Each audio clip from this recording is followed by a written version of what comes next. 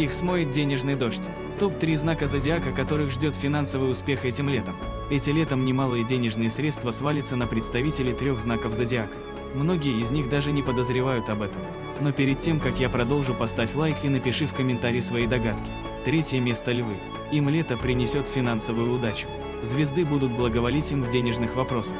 Представители этого знака могут рассчитывать на неожиданные денежные поступления или выгодные сделки, которые значительно улучшат их материальное положение. 2 место стрельцы. Стрельцов в конце мая ожидает финансовый успех.